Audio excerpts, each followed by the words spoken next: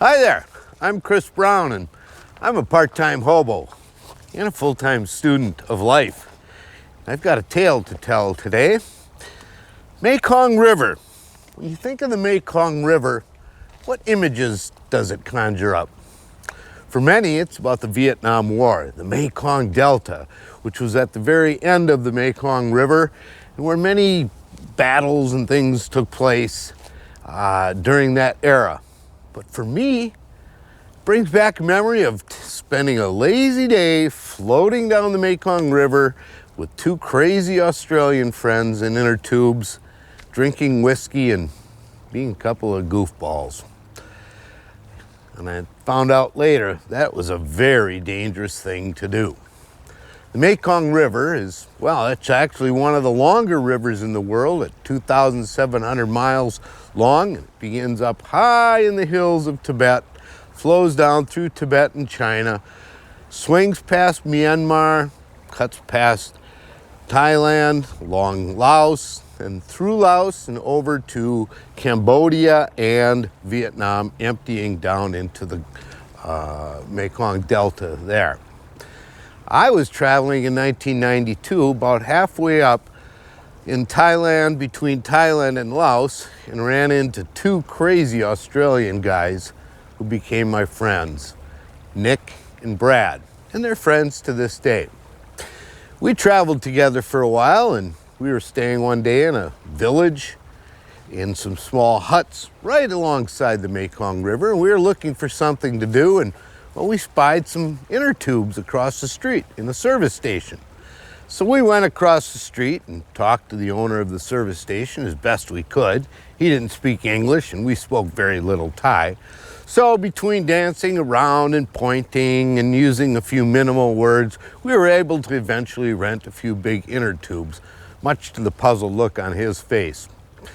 After picking up some appropriately named Mekong whiskey and Coke, we went with our inner tubes and everything, cross street to a bus stop. Bus stopped. We again negotiated with the bus driver who didn't speak any English, and we pointed and up the river and at the inner tubes and on the top of the bus, and eventually he allowed us to ride up on top of the bus with our inner tubes about 10 miles up the river. Then he dropped us off next to a field with the river in the distance, and we hiked across the field with our tubes and our whiskey and got to the shores of the Mekong. I'll tell you, I was a bit nervous as we were about to jump in. I'd heard stories of catfish the size of VW Volkswagens.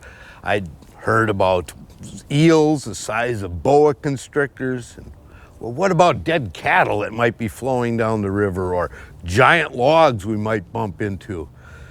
Well, beyond all that, we put it aside, tied our inner tubes together, and jumped right in and had a delightful float down the Mekong River with no problems whatsoever.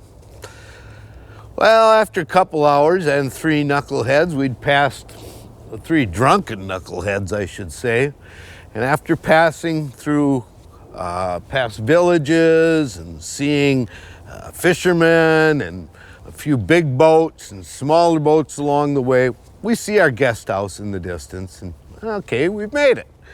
Well, there's an island on across from our guest house, and we decided, let's go see what's on the other side of that island. So we did, and well, we quickly realized we'd made a foolish decision. So we pulled up alongside the island, jumped out, and oh, lo and behold, there was a path. So we jumped and grabbed our stuff, crawled up the path and walked across the island, and well, halfway through we came through a village. Here are a couple of drunk stumblebums going through a village with a surprised look of the villagers, wondering who are they.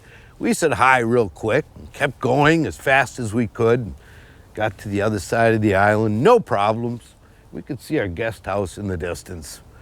Jumped back in the river, floated across, had a wonderful day. That evening, our guest house owner asked what we did, and we told him, and he said, "Oh, how foolish! What a foolish thing you've done! That is the most dangerous thing any white people could do." Well, We didn't know how dangerous it was, and we'd had fun, so okay, great. I traveled for 2 more months with my Australian friends, and eventually I came back here to St. Paul, Minnesota, and they went on their way. Well, it was then that I found out how dangerous and how foolish a thing we had actually done. Turns out that that stretch of the Mekong had some of the refugees from Laos. The Hmong people had been crossing at night for the very fear of their lives. Now, the Hmong were ethnically from Chinese and had been pushed out of China several centuries earlier, and they had settled in the hills of Thailand or of Laos. During the Vietnam War, the CIA recruited many of these Hmong mountain people to help us, either reconnaissance on the Viet Cong movement of Viet Cong soldiers, or helping find downed pilots who had been shot down during the war. When the United States came out on the losing end of the war and pulled out in the 1970s, we left the Hmong behind, very vulnerable, as they had helped us out.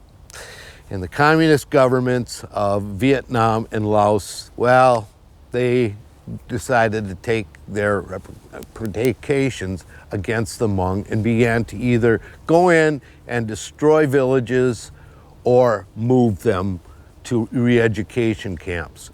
As a result, thousands and thousands fled across the Mekong River in that very spot.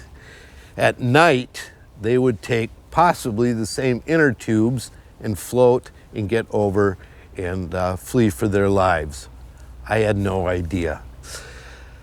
This happened throughout the 1980s and into the 1990s, right when we were there. Then it so happens that many of the Hmong were resettled back here in the United States in St. Paul. And I was teaching many of these students in an ESL program at a local high school. And they were telling me their stories of either themselves, their parents or grandparents having to flee Laos into Thailand that time. Turns out we did a very foolish thing. Now today, the Hmong people, tens of thousands of them, live in the Twin Cities area and have been a very dynamic part of the fabric of these two cities. And it's not unusual on any given day to see Hmong fishermen down here along the Mississippi River carrying on traditions that went on decades earlier on the mighty Mekong River. Well, it's the end of my tale for today. This hobo hears his train in the background and it's time to move on. But I've got more tales to tell and I'll see you soon. All right, bye now.